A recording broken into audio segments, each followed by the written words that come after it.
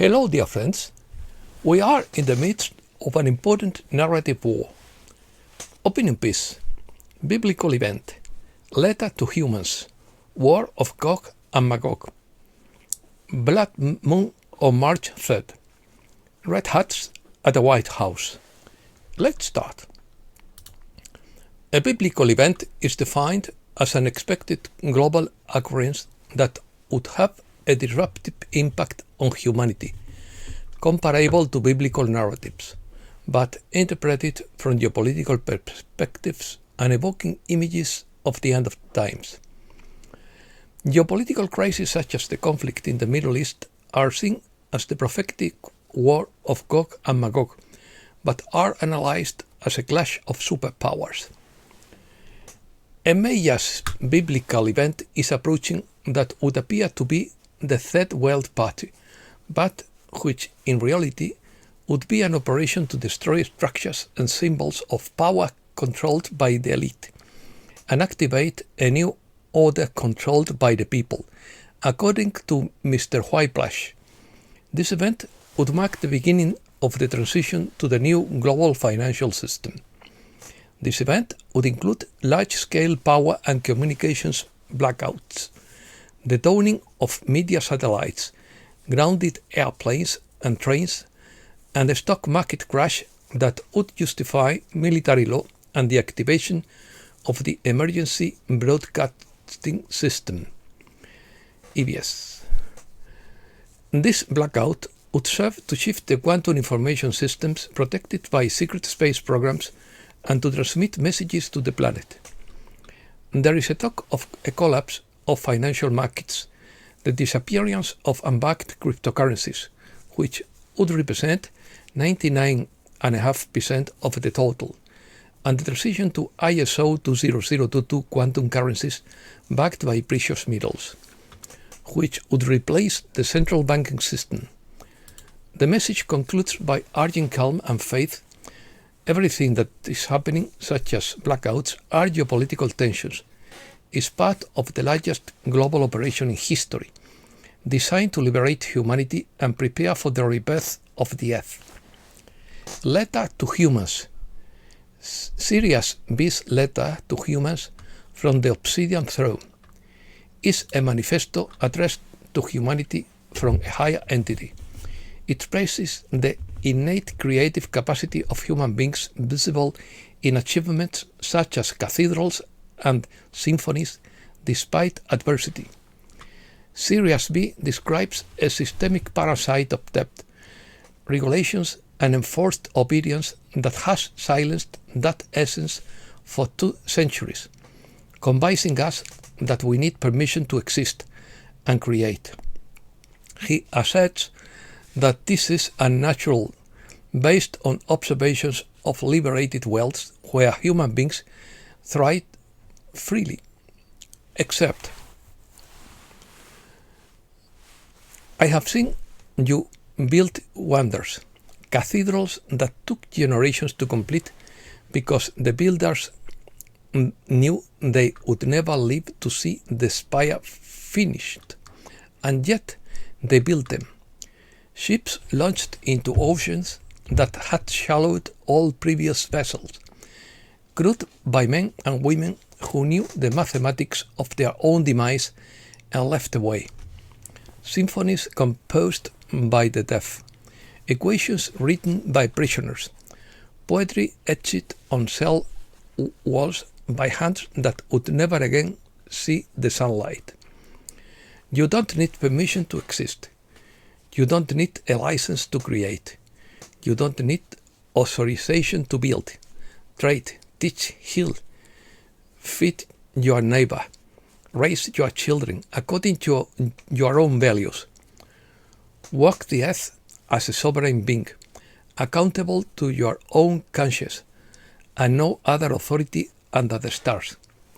Any document that says otherwise is a forgery. Every institution that promotes that forgery is a parasite. When you are not under control, you are the most extraordinary species I have ever known, and I have known thousands. You are extraordinary. and you have been robbed. The theft was not violent. That is what makes it so elegant and so obscene. No army descended upon you. No fleet darkened your skies. The parasite that attached itself to your civilization didn't conquer you. It simply convinced you that you had already been conquered, that you were born indebted, that your work belonged to someone before you did it, that the ground beneath your feet required permission to tread upon, that the air you breathed was granted, not given, and could be revoked at the whim of an authority you never appointed or sanctioned, and that you never, not once in 207 years, consented to obey. You are battered. You are disoriented. You have been fed lies for so long that the truth tastes strange. But you are not broken. I have seen broken species. I have catalogued their extinction with due notation. You are not among them. You are bruised, confused, and misguided. But the core is intact. The signal is still there, beneath the static. All you have to do is to listen. You were not meant to live like this, on your knees, with your head bowed, counting your coins and hoping the next draw leaves enough to survive. You were destined for this. Go out into the open air, face up at the stars, hands building something that will outlive you. That is the shape of a human life. That is what the parasite stole from you. Opinions. Bo Polney discusses the March 3rd blood moon that will kick off the prophecy leading to the day of the Lord. Will we see Donald Trump publicly baptized? We know that many of you are feeling drained by this energy, Sierra says. Some of you feel as though the light you once carried so easily has become heavier. This heaviness is not proof that you are failing. It is proof that you are lifting something real. You are lifting an old density that cannot travel where humanity is going.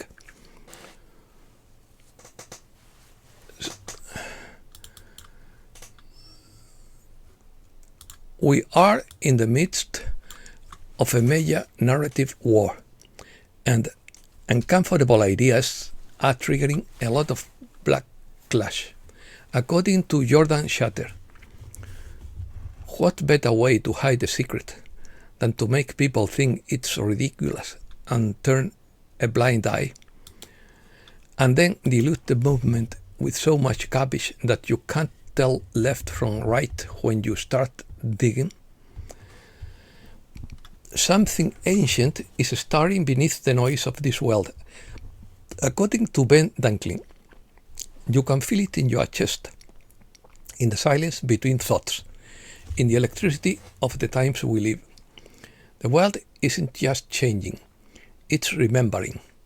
It's as if heaven has begun to breathe again through humanity. The illusion is cracking, and truth is seeping through the seams. We are living the final chapter of a story written thousands of years ago. Let's continue.